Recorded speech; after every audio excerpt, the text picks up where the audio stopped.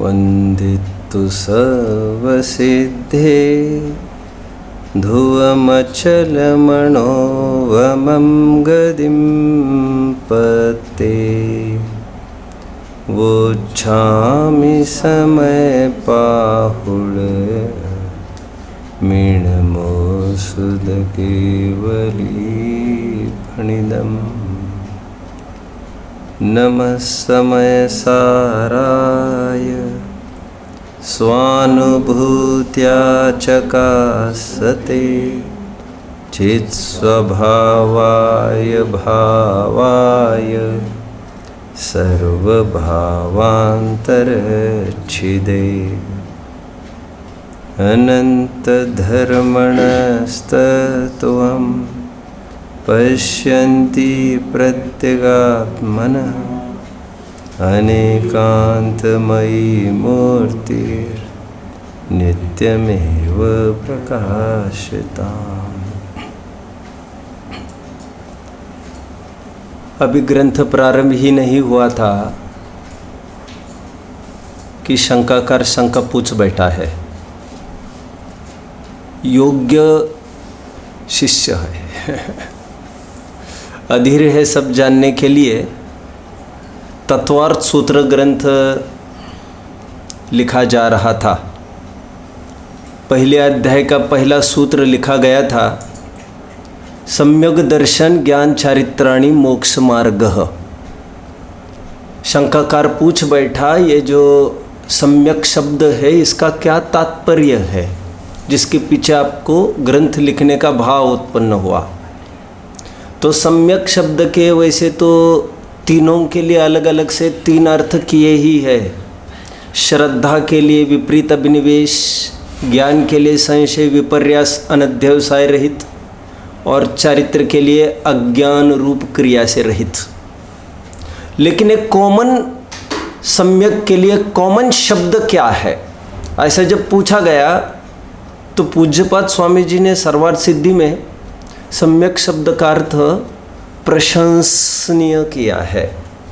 जो तत्वार्थ सूत्र में प्रशंसनीय अर्थ किया गया है वही इस प्रसंग में बिल्कुल ग्रंथ के प्रारंभ में ही उसी को यहाँ पर सुंदर बताया जा रहा है। प्रशंसनीय और सुंदर है भी पर्यायवाची शब्दकोश में देखना चाहिए। इसीलिए जयसेन स्वामी ने अभी अभी तीसरी गाथा की टीका में ये फरमाया था कि जो जीव स्वसमय को प्राप्त है वे सुंदर है, वे प्रशंसनीय है। एक स्वाभाविक प्रश्न खड़ा हुआ था, स्वसमय पर समय की बात हुई थी दूसरी गाथा में, आपने स्वसमय की बात का जिक्र किया, यहाँ पर समय की बात आपने कुछ कही नहीं। तो इसीलिए पर समय की बात चौथी गाथा में आ रही है, नाम लेकर नहीं आ रही है, कॉमन बात को कहे जा रहे हैं वे। क्योंकि पर समय अर्थात मिथ्या दृष्टि, अज्ञानी जीव, भोला जीव सुखी होने के लिए अनादिकाल से समस्त प्रकार के संभव उपाय करता आ रहा है। धरती की छाती फाड़कर खदानों में भी कितने ही मीटर किलोमीटर भी नीचे चला गया, सुख की ही प्राप्ति के लिए गया। समुद्र में भी छलांगे लगाई है कुछ पाने की खातिर। चंद्रमा पर गया है, इतना ही नहीं, वहाँ पर बसने का भी उसने खूब विचार किया है। लेकिन अंततोगत्वा ऐसा कुछ भी नहीं हुआ जिससे उसके कोई मनोरथ सिद्ध हो जाए। खूब देखा पैसा, बहुत देखा पन्ना और बहुत कमाए मोती, पर क्या करे मेरे यार, कफन में जेबें नहीं होती। आपने बहुत बार सुनी होगी एक कहानी, अधूरी कहानी। मैं उस कहानी को पूरी करता हूँ। लोमड़ी जानते होंगे, अंगूर खट्टे हैं वाली कहानी सब जानते हैं, लगभग बच्चों को पढ़ाई जाती है। ये लोमड़ी उछल रही थी निरंतर, और उछलते फिर उसके हाथ में अंगूर नहीं आए। द ग्रेप्स आर सोर। फिर वो ये बोली कि अंगूर खट्टे हैं इसलिए मैं नहीं जा रही हूँ। ये इतनी कहानी सबने पढ़ी है, नाच ना आए अंगन टेढ़ा कहते उसको। मैं इस कहानी को पूरी करता हूँ। मन में ठान लिया आज उस लोमड़ी ने कि इतने हंसी के पात्र हम समाज में बने, हमारी क्या औकात रहेगी ऐसी तो। ये लोमड़ी और कोई नहीं है, और कोई नहीं है। पंचतंत्र की सभी कहानियां पशुओं को पात्र बनाकर बनाई गई है, लेकिन राजपुत्रों को शिक्षा देने के लिए कहानियां लिखी गई थी सैकड़ों वर्ष पहले। इसलिए हमारे ऊपर भी घटित करो। लोमड़ी को आधी रात में ये लगा सभी लोमड़ियां यहाँ वहाँ जाने के बाद क्यों नहीं अभी दिल खोल के प्रयास किया जाए अंगूर को पाने का, और आज तो मैं लेके रहूंगी, हंसी के पात्र नहीं बनूंगी। और अंत तो गतो आज उसको सफलता मिली, कहो कि क्या कहो ये तो आप ही तय करिएगा। अंगूर तो आज उसके हाथ में आ गए, हाथ में आ गए। अभी देरी किस बात की थी, मुंह में भी चले गए। और जो ही मुंह में चले गए, शायद आप लोग जानते होंगे इस बात को, लोमड़ी जब भी खट्टे अंगूर खाती है सडन डेथ अकर्स, बहुत सारी बातें होती है, फिर वो जी नहीं पाती। अब मेरा प्रश्न है कि दूसरों की केवल चैलेंज मानकर आगे बढ़ना और उसकी प्राप्ति का विकल्प, लेकिन सब बेकार हो गया, बेकार हो गया। भोगों की प्राप्ति के लिए हमने पूरा एड़ी चोटी का प्रयास किया, हंसी के पात्र न बने इसलिए सब कुछ जुटाया, लेकिन इस मुकाम पर पहुंचने के बाद भी ऐसा कुछ नहीं लग रहा है कि हमने सफलता अर्जित की है। भोगों का घेरा ऐसा है, बाहर वाले ललचावे, फंसने वाले भी पछतावे, सुख नहीं कोई पाए, धोखे में आवे नहीं ज्ञानी, शुद्धात्म की प्रीति धरी, ब्रह्मचर्य की, ब्रह्मचर्य मतलब 5 इंद्रियों के जय की बात विचारना चाहिए। ब्रह्मचर्य की अद्भुत महिमा आज बताओ भली भली, पहले तो मिलना ही दुर्लभ। भोगों की बात चल रही है, भोग बंधन की कथा। पहले तो मिलना ही दुर्लभ, मिल जाए तो भोग कठिन, भोगों से तृष्णा ही बढ़ती, इससे होना तृप्ति कठिन। First a man drinks wine, then wine drinks wine, then the wine drinks man. भोगो न भुक्त हो, वयमेव भुक्त हो। मैंने भोगों को नहीं भोगा, मैं ऐसे चंगुल में फंस गया, आज भोगों के बिना मुझे कुछ भी नहीं, काम ही नहीं बन रहा मेरा। ऐसा भ्रांति मत पालो, हम सब ऐश्वर्य को भोग रहे हैं। कहीं का नहीं छोड़ेगा, कहीं का नहीं छोड़ेगा। एक उपवास भारी पड़ेगा, आधे मिनट की लाइट भी चली जाए भरे प्रवचन में भी, वो भी बहुत भारी पड़ेगी, बहुत भारी पड़ेगी। इसलिए उद्यम करके जो ज्ञान की भावनाएं दुख के काल में भाई जाती है, स्थायित्व का विश्वास उन्हीं पर किया जा सकता है। पाप कमावे धर्म गमावे, घूमे भव की गली गली, ब्रह्मचर्य की अद्भुत महिमा आज बताओ भली भली। अंतिम, बत्ती तेल प्रकाश नाश, दीपक धुआं उगलता है। आप समझ रहे बात को? बत्ती तेल प्रकाश नाश, दीपक धुआं उगलता है, रत्नत्रय को नाश, मूढ़ पंचेंद्रिय भोगों में फंसता है, सन्निपात का ही यह हंसना। पूरी करो बात को। सन्मुख जिसके मौत खड़ी, ब्रह्मचर्य की अद्भुत महिमा। इसलिए किसी के हंसी पर भी मत जाओ, आप मुस्कुराहट पर नहीं जाओ। कल काफ़ी इस पर बात हुई। भूधरदास जी ये कहते हैं, किसी ही के दुख बाहिर दिखे और किसी के उर्दू चिताई। कोई बाहर फूट फूट कर रोते हैं, लेकिन कोई नहीं रो सकते वे खुश होते हैं। ऐसा नहीं होता है। तत्वज्ञान की प्राप्ति के बिना, एकत्व विभक्त की प्राप्ति के बिना ये सब कुछ निरर्थक है। और इसीलिए आचार्यों को ये जरूरी लग रही है ये चौथी गाथा कहने के लिए कि भूमिका तो बन जाए पहले, फाउंडेशन।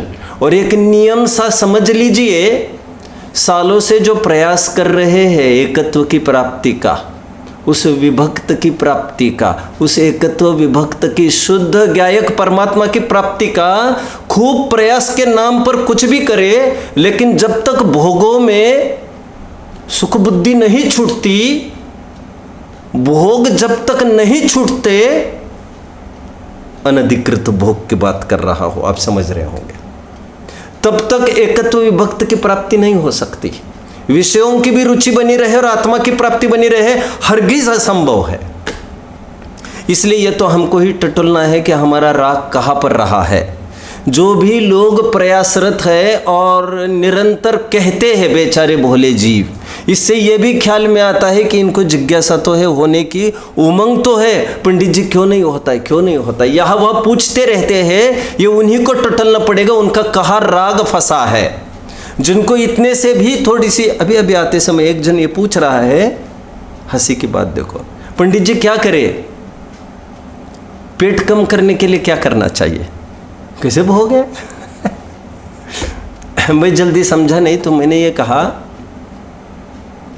कि अनशन स्वभावी आत्मा को जानो, नहीं खाने वाला हूँ, नहीं पीने वाला हूँ, ऐसा जानो। मैं अभी भी यही सोच रहा था, पेट मतलब कोई ऐसा क्यों पूछ सकता है हम, और मुझे क्या मतलब है पेट का तात्पर्य, मैं तो अभी भी क्षुधा समझ रहा था। अरे ये तो किसी को भी पकड़ लो ना भैया तुम हैरानी है ये सब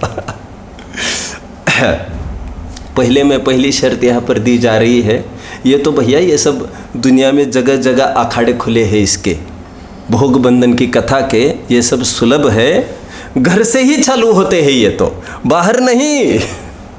हमारी पत्नी, हमारे बच्चे, हमारे माँ बाप सब जन इसमें उतर आते हैं। सभी जन ये कहते तुम ऐसा करो तो अच्छा होगा, वैसा करो तो ऐसा क्या करो, ऐसा क्या करो। लेकिन एक दुर्लभ कथा एक एकत्व भक्ति की है और हमारा यही पेशा है। हम भूले भटकों को राह दिखाना हमारा पेशा है। वैसे आगे की टीका में ये वचन आने वाले हैं, ये मैंने व्यवसाय किया है। इसलिए पहले शर्त आज ये बोली जा रही है, विषय भोगों को त्यागो। चौथी गाथा हमने प्रारंभ की थी, टीका बड़ी सरल है, उसमें कुछ क्लिष्टता जैसा कुछ भी भाग नहीं है। इसके बोल के रूप में हम 3 बोलों को खड़ा करते हैं, nice to understand, to remember. पहला कि अनादिकाल से जीव अभ्यस्त है विषयों में। देखो ना, कोई स्कूल नहीं खुली है कहीं, अब चारुदत्त की छोड़ दीजिए थोड़ी देर के लिए चारुदत्त के लिए की थोड़ी देर के लिए छोड़ दीजिए, कोई स्कूल नहीं खुली जो कैसे भोग करना सिखाने की आवश्यकता पड़े। आहार, भय, मैथुन, अभी नया जन्मा बच्चा, अब तो ये कोई ये कह सकता है बच्चों को तो उठाकर अपने स्तन को लगाना पड़ता है, तो ये ठीक नहीं है थिंकिंग क्योंकि नया जन्मा बछड़ा है गाय का, उसको ऐसे किसी ने किया है और कहीं कुछ नहीं करता, वो बस वही जाकर मुंह लगाता है। उसका आहार का संस्कार दारुण है, उसकी ट्रेनिंग दी नहीं जाती, उसको कोई शिक्षा दी नहीं जाती, ना आहार की, ना डरने की, ना भय की, ना मैथुन की, ना परिग्रह की। यह सब उपजत रूप से होती है यह तो कितना कहने पर भी छूटता नहीं है ये सब। इसलिए सबसे पहले इनका त्याग कराया गया है। ये आचार्य देव कहते हैं अनादिकाल से ये श्रुत भी है, परिचित भी है और अनुभूत भी है। काम भोग बंधन की कथा आज हम अमृतचंद्र स्वामी जी को पूर्ण करके जयसेन स्वामी की ओर भी बढ़ना है। एक बोल जयसेन स्वामी अमृतचंद्र स्वामी का ये हुआ था। दूसरी बात आचार्य देव ये कह रहे थे, इतनी ही क्या और बात थी, करेला और नीम चढ़ा, कह रहे इसमें और क्या कमी थी, लोग भी इसी का आश्चर्य तो करते हैं। वो कुछ एक मैं भूल रहा हूँ इस समय में, बनारसी दास जी का एक बहुत अच्छा एक शायद बनारसी विलास में एक बहुत अच्छा छंद है जिसका थीम ये है, पहले ही बंदर था कोई और बंदर वैसे ही चंचल प्रवृत्ति का है, उसको तो कैसे अधीन करे, और उसी में किसी ने उसको उसने शराब पी ली मान के चलिए जीव पर यदि घटित करना है तो, और उसमें और तो और बिच्छू डस गया। अभी उसकी चंचलता किस स्तर की होगी, उसी प्रकार अनादिकाल से ये सब अनुभूत है जीव को, और तो और जितने भी साथी संगति से ये घिरा है अपना समझकर, और कुछ नहीं, इसने आस्तीन के सांप को ही पाल रखा है और वे उनको वफादार और रक्षक समझता है वे पोषण करते हैं, परस्पर में आश्चर्य तो करते हैं। 2 बोल तो कल पूरे हुए थे, तीसरे बोल के तरफ बढ़ने के पूर्व महत्वपूर्ण बोल चलेगा तीसरा। एक महत्वपूर्ण बात की ओर बढ़ते हैं जिसका इशारा मैंने कल अंत में एक पंक्ति को पढ़ते समय किया था। मैंने कहा था ये इतनी बड़ी लाइन है, इसका अर्थ हम कल करेंगे, और शायद कल एक श्राविका उपासिका का जो प्रश्न था शायद वो इसी की तरफ होना चाहिए। अब मैं ये नहीं समझा, मल्टीप्लेक्स ये वर्ड मेरे लिए बहुत नया है तो ये समझा, वो ये पूछ रहे हैं कि कितने ही प्रकार के विजन्स दिखते हो ऐसा आत्मा, तो मैं नहीं समझा। अभी इस लाइन को मैं खोलता हूँ, शायद समाधान हो जाएगा। वैसे भेद विज्ञान की चर्चा 2-3 दिन पूर्व मैं कर चुका हूँ अच्छे से, जिसमें ये बताया गया था भेद का ज्ञान, और भेद का ज्ञान मतलब भिन्नता का ज्ञान। जो ज्ञान भिन्न वस्तुओं को भिन्न ही दिखाता है, वो ज्ञान, वह ज्ञान जो एक वस्तु को 2 खंड करता है, उसको भेद विज्ञान नहीं कहा जा रहा है, क्योंकि भेद विज्ञान सच्चा है। एकत्व का भास अनादिकाल से जिसमें हुआ था, और भेद विज्ञान की दृष्टि ने दिखा दिया कि ये एक नहीं, ये 2 है, इसीलिए भेद विज्ञान को हीरो बनाया गया। मैं सरलता में 3 बातें कहता रहता हूँ, आज याद आई है, इसको कह देता हूँ। 2 वस्तु को एक वस्तु मानना संसार, एक सिंपल। मैंने कभी सहजता में कहीं कहा था, एकदम नॉन जैन्स भी बैठे हो और उनको अपना काम करना हो सरल तरीके से, 2 वस्तु को एक वस्तु मानना संसार, 2 वस्तु को 2 वस्तु मानना मोक्ष मार्ग, और मान्यता के फलस्वरूप इतना साइलेंट कर दो। और तीसरा फॉर्मूला, 2 वस्तु होना वह मोक्ष। हालांकि समय सार ग्रंथादिराज जो विराजमान है अध्यात्म, वो तीसरी की बात नहीं करता है उसकी दृष्टि में तो हमारी दृष्टि ठीक हो गई, अब वो अलग हो पड़ा रहे जाए, हमें क्या मतलब है उससे, हमारा तो मोक्ष हो गए, हम तो चंगुल से निकल गए, हमारा कोई मतलब नहीं। अभी वो बना रहे तो भले ही बना रहे, लेकिन वो रहता नहीं ना फिर।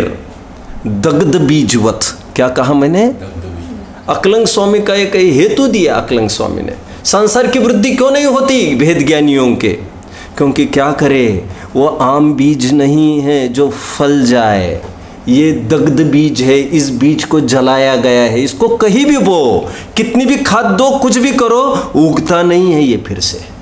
उसी प्रकार ज्ञानी धर्मात्मा जो भी कुछ करता है वो सब नवीन बंध के कारणभूत नहीं हुआ करता। यहाँ पर भेद विज्ञान की बात चल रही है। वैसे देखिए, विचारिए, अनादिकाल से यह आत्मा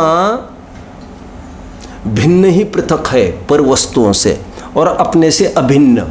पर वस्तु मतलब ये वचन जो बोले जा रहे हैं, ये शरीर है, बाहर की बात की तो क्या करें हम, इन सब वस्तुओं से भिन्न है और अपने अनंत गुणों से अभिन्न है। ऐसा अनादिकाल से ऐसा ही होने पर भी इसको अज्ञानी को भ्रम की पट्टी पड़ी है आंखों पर, और वह आत्मा को कषाय के चक्र रूप, कषाय के समूह रूप कर रहा था। कषाय के समूह रूप कर रहा था मतलब बताता हूँ।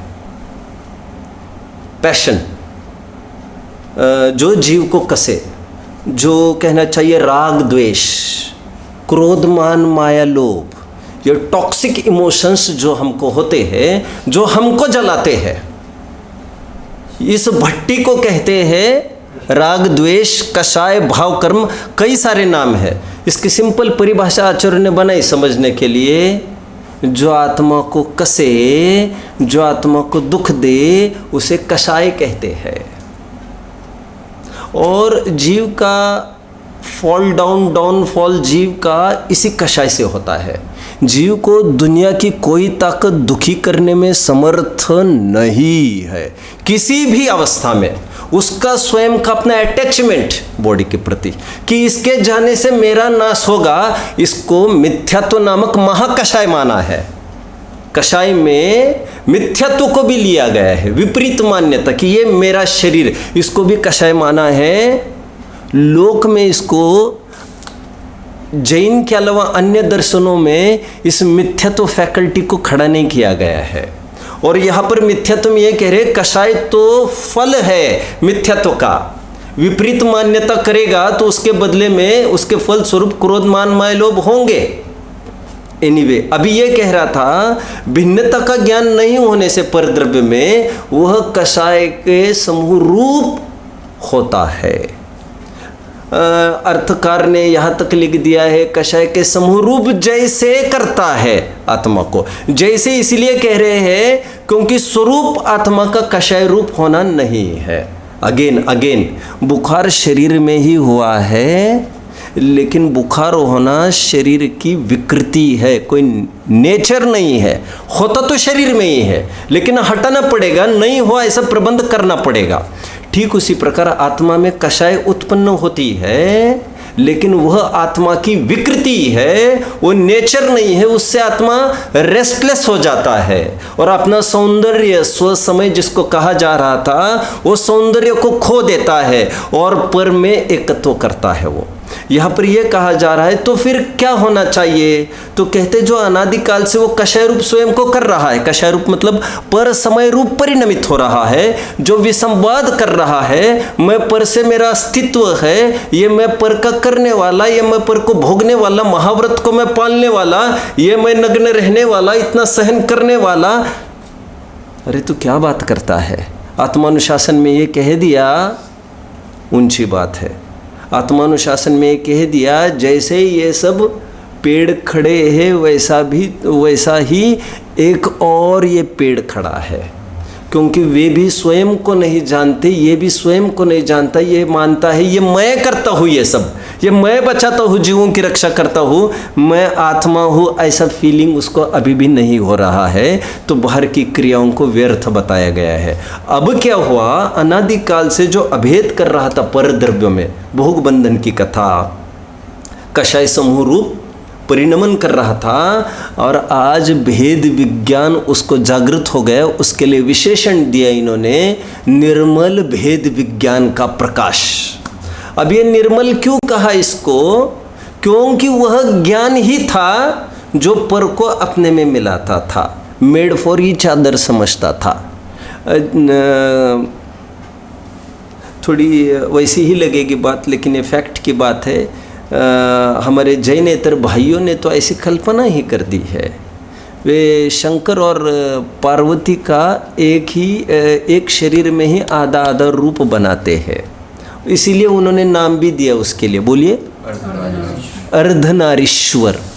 ही was so desperate, he was so, कहना चाहे मैं और शब्द नहीं कह सकता, लेकिन वो इतना एकत्व था, वो पार्वती के बिना रह नहीं सकते थे। तो उन्होंने आधा आधा शरीर बना दिया और वो महिमावाचक मानते हैं। हमारे यहाँ पर ऐसा तो वस्तु स्वरूप होना संभव नहीं, दो वस्तु एक रूप होना संभव नहीं, लेकिन मान्यता के स्तर पर ये इसको अपराध कहा, और सबसे बड़ा अपराध कहा, ये इतना ही अपराध कहा। और लेकिन जब भेद विज्ञान जागृत हुआ, ये निर्मल ज्ञान, वह मलिन ज्ञान था जो पराई वस्तु को अपने में मिलाता था, पर का अंश अपने में मिलाता था, अपना अंश पर में मिलाता था। लेकिन ये भेद विज्ञान है जो नेकी ईमानदारी करता है पर वस्तु को अपने में नहीं डालता। शरीर के नाश से मेरा नाश नहीं है, बीवी बच्चों के जाने से मेरा कुछ नहीं जाता, धन दौलत आदि जाने से if health is lost and if wealth is lost and if everything is lost, तब भी मेरा कुछ भी नहीं जाता है, क्योंकि मेरी संपत्ति मेरे में है। जो जाता है सो मेरा नहीं और जो मेरा है सो जाता नहीं का एक सिंपल रूल है। ये सब ज्ञान करा है भेद विज्ञान ने, इसलिए भेद विज्ञान को निर्मल बताया जा रहा है। इसको हम स्व समय कह सकेंगे। ये अलग अलग करके दिखा देता है दोनों को, और फिर वो एक में भाषण नहीं होता। बस इतनी सी बात है। अभी जो प्रकाश की बात है उसकी बात समझ लो। जो लोक के प्रकाश है ऐसा तो कोई प्रकाश की बात नहीं है, क्योंकि जीव का काम जानना है। उसके सब अवयव समस्त अंगोपांग आत्मा के वो आत्ममय है, वो चैतन्यमय है। जैसे ये माइक आप देख रहे हैं, इसका एक एक पुर्जा, एक एक कण इसका स्पर्श रसगंध वर्ण वाला है। स्पर्श रसगंध समझ में आ रहा है ना? इसको टच कर सकते हैं अपन, इसको आदि आदि। तो ये पुद्गल से बना है, इसका अंग अंग में पुद्गल समाया है। उसी प्रकार आत्मा का हरेक अंग, हरेक उपांग चैतन्यमयी ही है, वो छुआ नहीं जा सकता। इसीलिए जो भेद विज्ञान का प्रयास कर रहे हैं वे इस बात को समझे, भेद विज्ञान मतलब और कुछ नहीं, आत्मा ज्ञान के द्वारा ही जानने में आता है, और वह ज्ञान साफ साफ प्रत्यक्ष, आंखों से नहीं, अतीन्द्रिय ज्ञान से विचार करिएगा तो साफ साफ ये ज्ञान और ये जड़ ऐसी भिन्न परिणतियाँ साफ साफ दिखती है। यहाँ तक कि कषाय की परिणति और ज्ञान की परिणति साफ साफ दिखती है। तभी तो कषाय मिटाने का भाव उत्पन्न होता है, ज्ञान मिटाने का थोड़ी ना होता है किसी को कभी भाव। समझ में आया? और ज्ञान मिटाने का यदि होता होगा तो तात्कालिक मिटाने का होता होगा, वह भी अज्ञानी को। आप समझ रहे? जैसे ज्ञान कगे अभी कुछ झलका तो ये ना झलके, ऐसा पर्याय संबंधी उसको भाव है। बाद बाकी वो तो ये समझता है ज्ञान कभी भी नष्ट नहीं होता, बस वो अमुक ज्ञेय को जानना चाहता, दैट्स ऑल। अमुक ज्ञेय को नहीं जानना चाहता, इतना उसका डिफेक्ट है। बाद बाकी वो समझता है जानना मेरा नेचर है। कोई भी हो उसको ये स्वीकार करता है। ये बात थी कल की, हम एक बार उस लाइन को भी पढ़ लेते हैं, फिर कोई विशेष बात हो तो और विचार करेंगे, क्योंकि इसी पर प्रश्न था शायद कल। देखिए, किंतु टीका, किंतु निर्मल भेद ज्ञान रूपी प्रकाश से, प्रकाश मतलब यहाँ पर अनुभव की बात है। प्रकाश मतलब ऐसी कोई बाहर की बात नहीं है, और अनुभव में प्रत्येक समय में आ रहा है। फीलिंग पावर, जानने की ताकत, क्षमता। किंतु निर्मल भेद ज्ञान रूपी प्रकाश से स्पष्ट भिन्न दिखाई देने वाला यह मात्र भिन्न आत्मा का एकत्व ही, जो कि सदा प्रकट रूप से अंतरंग में प्रकाशमान है, सदा विद्यमान है, लेकिन आज पकड़ में आया। Getting again. सूरज तो उगा ही है, जेठ की दोपहरी है, 12 बजे का सूरज है, और क्या प्रमाण चाहिए? लेकिन क्या करे, अंधा तो इस बात को नहीं समझ सकता ना। लेकिन अंधा दिन को दिन नहीं देखने से, सूरज नहीं देखने से सूरज का लोप थोड़ी होता है। अनादिकाल से जीव और पर अजीव ये भिन्न ही है। आज फोकस में आ गया उसको, जब दृष्टि आई निर्मल भेद विज्ञान की तो आज पकड़ में आया। ये नहीं पकड़ता तब भी रहते तो वो भिन्न ही। यह क्या मानता है, उससे वस्तु स्वरूप चेंज नहीं होता। मैं मानूँ ये मेरा तो वस्तु मेरी नहीं हो सकती, उस मान्यता का दुख जरूर मेरी झोली में आता ही है फल स्वरूप। देखिए, तथापि कषाय चक्र, कषाय समूह के साथ एक रूप जैसा किया जाता है, इसीलिए अत्यंत तिरोभाव को प्राप्त हो रहा है। तिरस्कार को, तिरोभाव इस तिरस्कार, हम ही हमारा तिरस्कार कर रहे हैं। कैसे तिरस्कार कर रहे हैं? इसकी भिन्न सत्ता को नहीं जानकर। देखिए, हमारे पास बहुत पैसा है, जहाँ यूज़ करना चाहिए था हमने किया नहीं, तो हमने अपनी निधि का ही तिरस्कार किया। हमारे बच्चे में काफ़ी योग्यता थी लेकिन उसको हमने वैसे मोटिवेट नहीं किया, तो हमने उसका तिरोभाव किया। उदाहरण समझ में आया? ठीक उसी प्रकार हमारे में योग्यता है सिद्ध होने की, ऐसा स्वीकार करने की कि परद्रव्य मेरा नहीं है, ऐसा होने पर भी उस योग्यता का क्रियान्वयन नहीं हुआ, व्यक्तिकरण नहीं हुआ, तो वही आत्मा का तिरोभाव कर दिया, आत्मा की इंसल्ट कर दी हमने। गेटिंग? आत्मा की वैल्यू को नहीं समझना ही आत्मा की इंसल्ट है। आगे बढ़ते हैं। विद्वान की इंसल्ट कैसे हो सकती है? भैया थोड़ा बहुत समझ रहे हैं? थोड़ा बहुत ओके, मैं पूरी कोशिश कर रहा हूँ। वैसे बात तो बहुत सरल है, समझने लायक, और टेक्निकल टर्म्स और ये तो थोड़े क्लिष्ट होंगे, लेकिन थीम समझना बहुत ज़रूरी है और थीम की ही मुख्यता होती है। मैं कुछ बात कह रहा था, कहीं कुछ विद्वान के, हाँ, विद्वान का इंसल्ट करना है। कैसे करना चाहिए? कैसा चाहिए तो नहीं साहब, इंसल्ट कैसे करना चाहिए?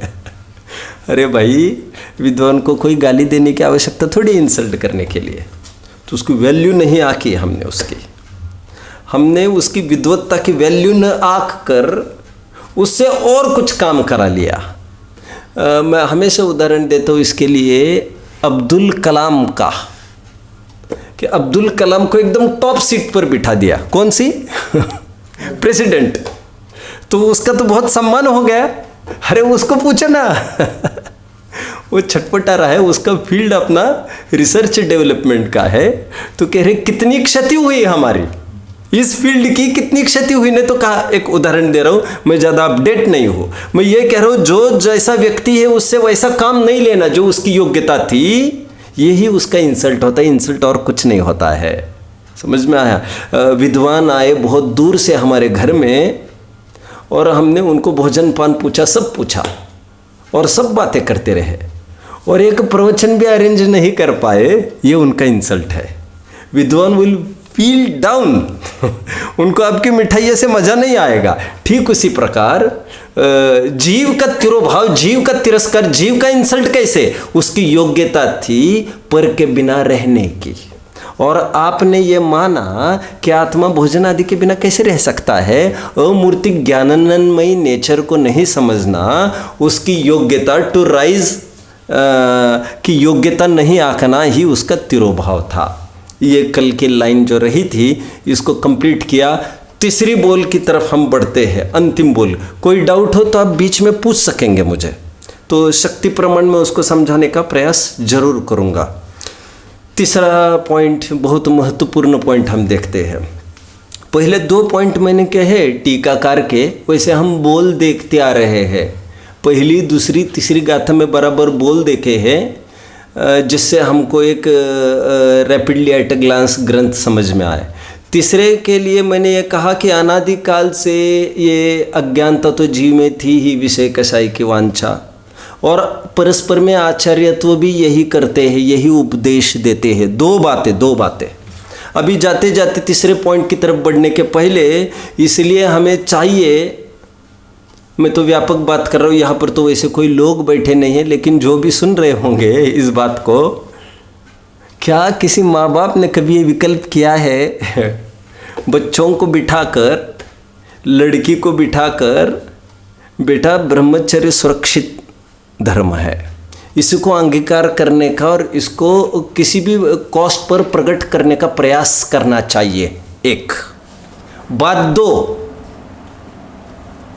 कोई सहारा है नहीं यो मन में मत लाना, चत्तारी शरणम पाठ पढ़ निज की शरण आना, निज भावना भाते हुए वैराग्य बढ़ाना।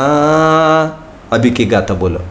सर्वत्र सुंदर एक की ही भावना भाना, अहो सर्वत्र ही देखो एक ही सुंदर, प्रभु पंच भी देखो अहो एक आत्म के अंदर। लड़के को किसी ने बिठा कर यह कहने का प्रयास किया हो, पैसे कमाने का उद्यम, लड़की को भी जनरली ये माना जाता है लड़के पैसे कमाते हैं, लड़कियों को और थोड़ी भोगों की रुचि होती है, तो इसलिए वैसे दोनों को दोनों की बातें होती है। लेकिन तुम्हें कुछ नहीं करना चाहिए। यदि हमको हैंड टू माउथ एग्जिस्टेंस जितना भी हो, हमको पूरा जीवन इसमें लगाना चाहिए। ऐसी निरंतर प्रेरणा यदि नहीं होती है तो फिर एवरीथिंग विल गो रॉन्ग। और यहाँ की भाषा में ऐसा आश्चर्य तो प्रसिद्ध है। 2, 3 अंतिम कह रहे फिर क्या करना, और अनादिकाल से और एक भूल करता रहा। बाय चांस कोई ज्ञानी गुरु इसके पास आए भी समझाने के लिए, इसने उसको निग्लेक्ट किया। ज्ञानी नाम अनुपासनाथ। कोई आत्मज्ञानी ही क्यों जरूरी है भैया? आत्मज्ञानी ही आत्मा का विषय बताएगा, आत्मज्ञानी को ही आत्मा की महिमा आएगी। जो आत्मज्ञानी नहीं है, परमार्थ से बात को पूरी करिएगा, परमार्थ से वो ज्ञानी ही नहीं है। ये पर्टिकुलर अपनी फील्ड में और ज्ञानी को ज्ञानी नहीं कहा जाता। जिसने आत्मा जाना, अभी आगे पूरी बात आने वाली है। ये गई जानई ते सब जानई। जिसने एक को जाना उसने सबको जाना। फिर से गणेश प्रसाद जी वर्णी हुए हैं बुंदेलखंड के। उनका एक प्रसिद्ध स्लोगन चला जो इस समय में स्मरणीय है। कहते थे बुंदेलखंड के, वे बुंदेलखंड के रहने वाले थे। मैं भी बुंदेलखंड में रहा काफ़ी टाइम, इसलिए निरंतर सुनने में आती थी। कहते वैसे माना यह जाता है लोगों में 72 कलाएं होती है, लेकिन बुंदेलखंड के लोगों में, अभी ये बुंदेलखंड की बात नहीं समझना चाहिए आपको, व्यापक 74 कलाएं होती है। 74। वे 2 कलाएं कौन सी? एक तो स्वयं कुछ समझता नहीं, एक दूसरी और नहीं समझता है बाय सेल्फ, तो इट्स ओके, कुछ नहीं था, इतना स्वयं का विवेक नहीं था। लेकिन कोई बाय चांस दूसरा कोई आ गया, स्वयं गड्ढे में गिर गया, आंखें खोलकर नहीं चल रहा था, ओके, ये तो बहुत बड़ी बात थी। तुमको आंखें वाला ही यदि गड्ढे में गिर जाए दिन दहाड़े, ये तो विचारणीय है, वो भी ठीक है, लेकिन गिरने के बावजूद भी रो भी रहा है बहुत, तो सामने वाले ने आकर उसको लिफ्ट भी दिया, कम माय डियर कम, लेकिन वो उसके भी हाथ को ठुकरा रहा है। अब क्या कहना, एक ये है कि स्वयं कुछ समझता नहीं है, और दूसरी क्वालिटी ये है उसमें कोई समझाने वाला भी आ जाए, उसको समझाने शिक्षा देने का प्रयास भी करे तो उसको वो मानता भी नहीं है।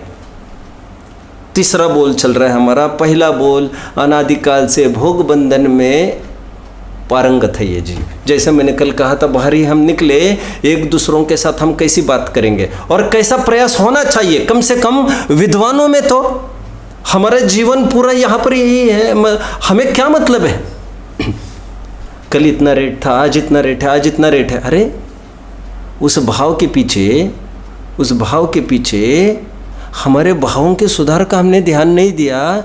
जो अपने भावों की रक्षा करते हैं ना, चक्रवर्ती तो पद के लिए उनको कुछ भी करना नहीं पड़ता। चक्रवर्ती आदि पद बिना मांगे मिलते हैं। 6 खंड की विभूतियाँ, ये मांगने से क्या मिलने वाला है तुमको, ये भी भाग्य होगा तो ही मिलेगा। जबरदस्त बात लिखी भूधरदास जी ने, प्रसंग तो है ही आज। भूधरदास जी कहते हैं, तू पैसा कमाने के लिए कहीं गांव गली में चला जा, नहीं तो मारवाड़ के टीले पर चला जा, पैसा तो उतना ही आएगा जितना तेरा भाग्य है। उदाहरण दिया उन्होंने। तुम सागर में जाओ पानी लेने के लिए, अथवा कुएं में जाओ छोटे से, पानी तो उतना ही ला पाओगे जितनी तुम्हारी गगरी है। समुद्र देखकर ज़्यादा पानी नहीं घुसाएगा उसमें, तुम्हारे पुण्य गांठ प्रमाण ही सब होगा। तुम कितना हुक और क्रुक कुछ भी आजमाओगे, ऐसा नहीं होता बाबा, ऐसा नहीं होता। और नीतिकारों ने बहुत कहा, चोरी का माल मोरी में, आदि।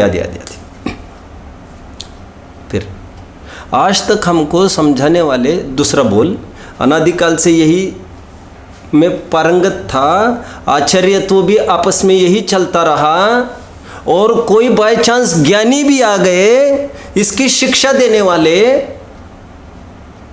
आत्मज्ञानी का अर्थ मैं करूंगा, तब भी उनको इग्नोर किया। ज्ञानी नाम अनुपासनाथ, आत्मा को जानने वाले आत्मज्ञानियों की उपासना नहीं की, सेवा नहीं की, संग नहीं किया, इग्नोर किया। ठीक है, anyway, क्योंकि आत्मा का ज्ञानी ही आत्मा के बारे में आपको बता सकता है।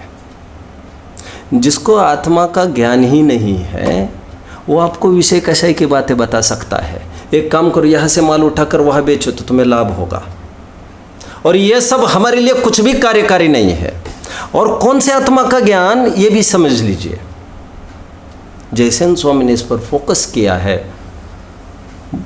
कहते हैं कर्णन योग वाला जी आत्मा का ज्ञानी, उससे भी काम नहीं होगा हमारा, इतना समझ लीजिए। चरणन योग, कर्णन योग, ये अनुयोग के नाम सुने हैं, मैं थोड़ा बताता हूँ। कर्णन योग में पूरा कर्म फिलॉसफी है, और एक एक चीज़ बताइए वहाँ पर। हमारा श्वास जो बिगड़ता है, डाउन एंड अप हो रहा है, स्थिर अस्थिर नाम कर्म। हमारा जो लोकेशन शरीर का ऐसा है, जो अंग उपांग जो बने, अंगोपांग नाम कर्म का। फिर जो उसका शेप बना है आँख का, उसका लोकेशन बना है, निर्माण नाम कर्म। एक एक चीज़ के लिए जो रिजिडिटी बनी है वो संगनन तय करेगी, जो शेप बना है वो संस्थान तय करेगा। एक एक चीज़, you have nothing to bother. तुम तो जितना बॉदरेशन कर सकते हो, अपने परिणामों को बिगड़ने का भय रखना, परिणामों को बिगड़ने का भय रखना। यहाँ पर कह रहे कर्णन योग कर्म फिलॉसफी की बात करता है, चरणन योग क्या करना है, डूज एंड डोंट्स की बात करता है, ये खाना ये नहीं खाना। लगभग जैन दर्शन इसी को मानते हैं लोग, आम लोग।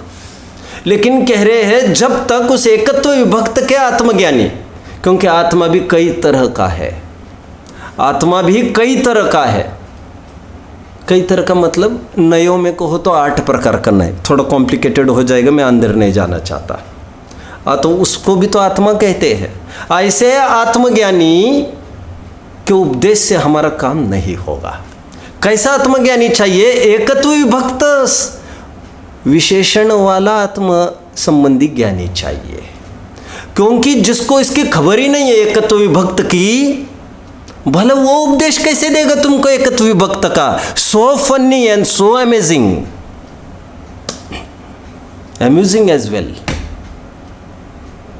जिसको एकत्व विभक्त का ज्ञान नहीं है, आत्मज्ञानी मतलब समझना, और जुड़ने करने का तो जयसेन स्वामी ने फाइल पर लिया है बाद में। इसलिए आत्मज्ञानी की उपासना करना, और इसी में थोड़ा सा फोकस करूंगा। जयसेन स्वामी को देखो, अपने को टाइम मिला लेंगे नहीं तो। देखिए, चौथी गाथा की टीका में ज्ञानियों की उपासना की बात की है, और 5वीं गाथा की टीका देखेंगे शुभम भाई, ज्ञान की उपासना की बात की है। ज्ञान की उपासना मीन्स ऑफ कोर्स परमार्थ की बात नहीं है यहाँ पर। तो यहाँ पर तो ज्ञान मतलब उपदेश, उपदेश। यहाँ पर ज्ञानी की उपासना की बात की, आगे ज्ञान की उपासना की बात की। हम क्या माने बाबा? ज्ञानी की उपासना ज्ञान के उपासना के लिए ही की जाती है, ज्ञानी से और कुछ नहीं होता। ज्ञानी से ज्ञान प्राप्त होता। और एक चीज़, यदि हम डायरेक्ट कोई संगत की बात करें तो थोड़ा उसमें भी मैं बात करता हूँ। देखिए,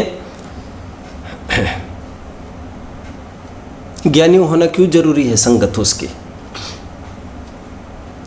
क्योंकि घर पर हम पुस्तक तो पढ़ सकते हैं लेकिन कदम कदम पर तुम्हारे ड्रॉबैक्स को देखकर तुम्हें टोकने वाला, रोकने वाला, कान पकड़ने वाला कोई जिंदा आदमी चाहिए सामने। आप समझ रहे हैं मेरी बात को? Again should I repeat? देखिए, एक इंग्लिश की बुक कितने में मिलती होगी मार्केट में, 10वीं की? आपको क्या लग रहा है? इंग्लिश टेक्स्ट कितने में मिलती होगी? 50-100 रुपये बहुत होगा। Okay okay okay okay.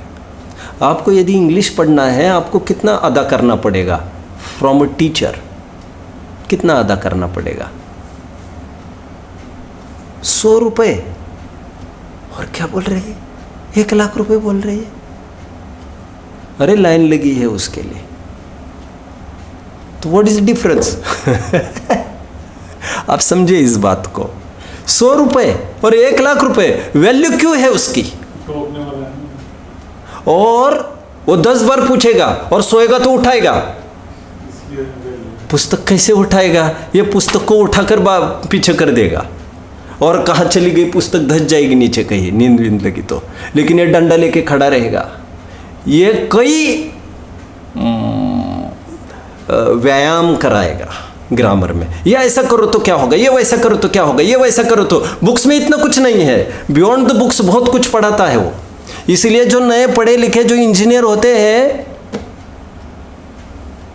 वे एक सामान्य जो कारीगर होता है उससे सीखते रहते हैं। सामान्य कंपाउंडर से बहुत जानकारी, नए डॉक्टर जो आते तैयार होते वो उनसे सीखते रहते हैं। वकील भी ऐसे ही करता रहता है। प्रोफेशनल कौन है ये समझ में नहीं आएगा आपको। बाप होते हैं उनके बाप। एक होता है experience, and experience counts. Experience की वैल्यू है, डिग्री की अपनी एक वैल्यू है। वैलिड रूप से तो डिग्री वाला कर सकेगा, लेकिन कर सकने की बात है।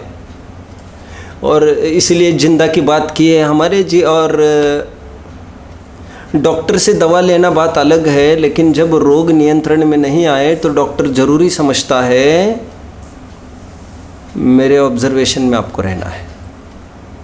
तो सर मैं घर पर अरे घर पर क्या करेगा? तुम्हें हम 10 दफ़े देखेंगे। तो जब भी यहाँ आता है कहते सब बुखार था हमको, और आपके पास आते तो गायब होता है। तो हम यही तो कह रहे यहाँ रह जा, देखते कैसा आता है।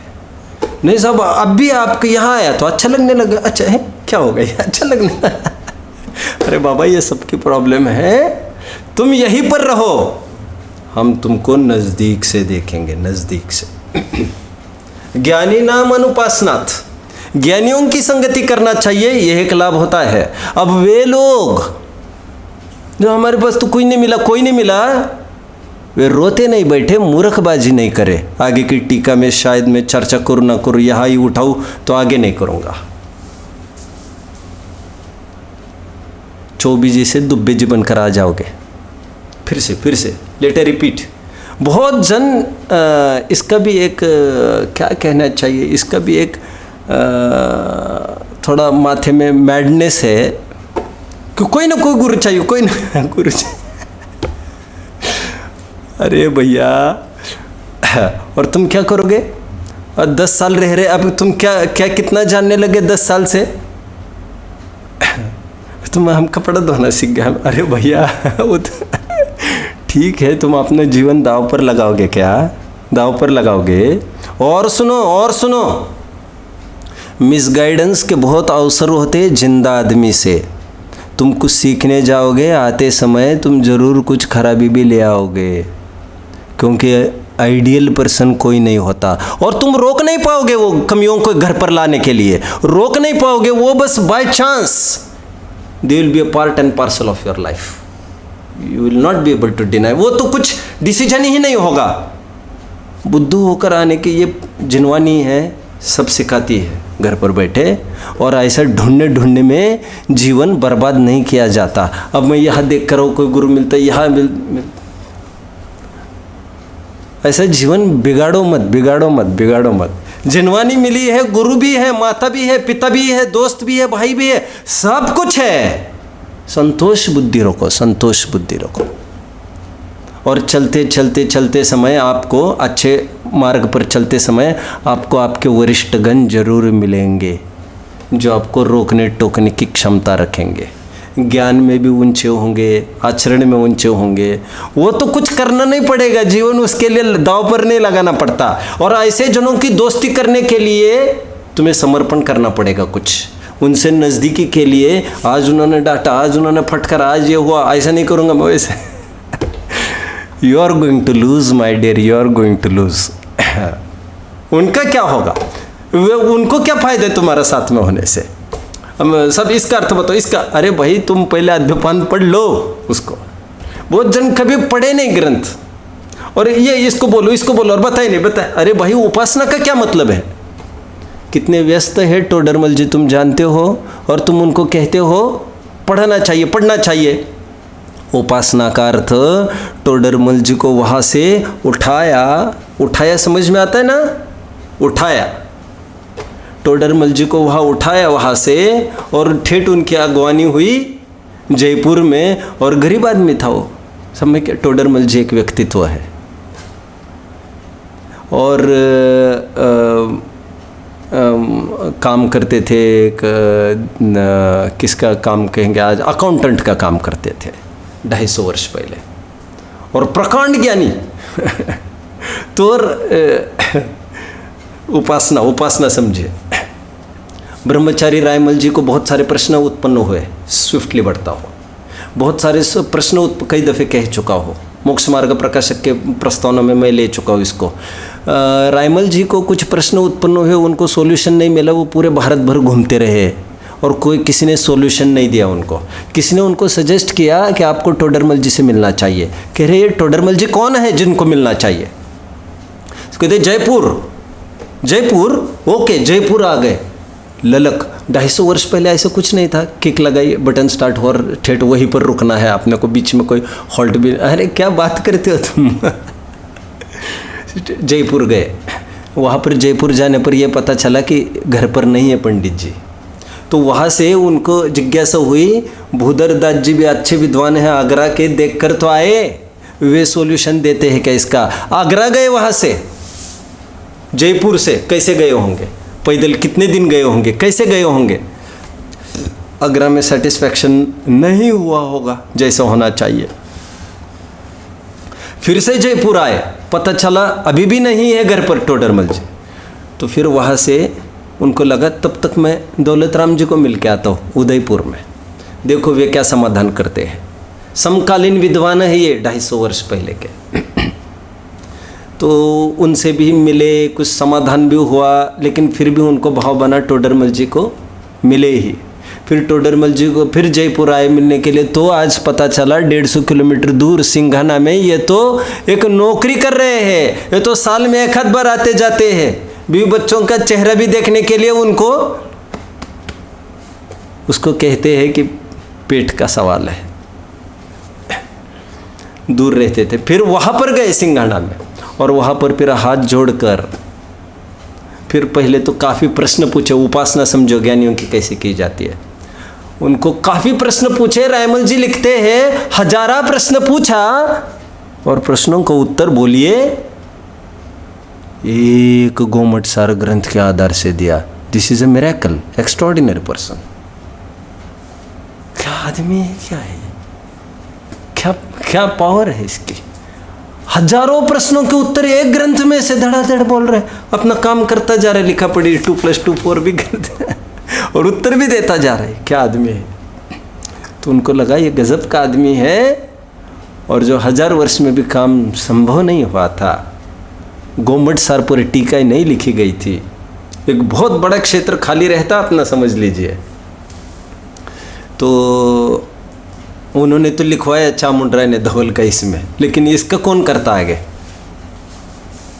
तो फिर उनको बहुत आग्रह करके उनसे ग्रंथ कि आप गोमट सार की टीकाएँ करिए। फिर वे वही रहे, एक गृहस्थ की सेवा एक ब्रह्मचारी भाई करता रहा। और कैसी सेवा की होगी उन्होंने। रसोई मैं बनाऊंगा, आप इसको करो, मैं सब करूंगा, सब आप ये करो, आप ये करो। और वे लिखते गए, क्या लिखा है, वे लिखते गए, हम बाँचते गए, वे लिखते गए, हम बाँचते गए। मतलब पास में बैठकर, जैसे छोटे छोटे बच्चे होते, माँ चिप्स बना रहे, वही बैठ जाते हैं आकर। ख़त्म हुआ और क्या लगा रखा है। वे लिखते गए, हम बाँचते गए। और फिर जयपुर आए और दीवान रतनचंद जी से मिले, दीवान वालचंद से मिले, प्राइम मिनिस्टर्स थे तब, और उनको ज्ञान कराया कि हमारा विद्वान जैन शासन के प्रचार प्रसार का केंद्र वहाँ पर है, लाओ कुछ करो, तुम करो, तुम्हारे राज्य में अच्छा काम करो। दोनों गए, पंडित जी को लेके आए, उनकी व्यवस्था बनाई, और फिर यहाँ पर जम गए। और यहाँ से चालू हो गया जो शुद्ध पंथ कभी चालू कराया गया था बनारसी दास जी के द्वारा, खंडित परंपरा, उसको पूरा फोर्स से और 10 ग्रंथ की टीका वगैरह करके उन्होंने समृद्ध बनाया जिन शासन को। उपासना किसको कहते हैं? ये ज्ञानियों की उपासना का ये बात है। और इसको पढ़ लेते हैं, इस बात को पूरा करते हैं। शायद जयसेन स्वामी को अभी कल ही देख पाएंगे। देखिए अपने अनात्मज्ञता होने से और अन्य आत्मा को, हाँ, और अन्य आत्मा को जानने वाले की संगति सेवा न करने से न तो पहले कभी सुना है, न पहले कभी परिचय में आया और न पहले कभी अनुभव में आया है। इसलिए भिन्न आत्मा का एकत्व सुलभ नहीं है। और कुछ बात है कल देखेंगे। ओम नमः। कोई प्रश्न?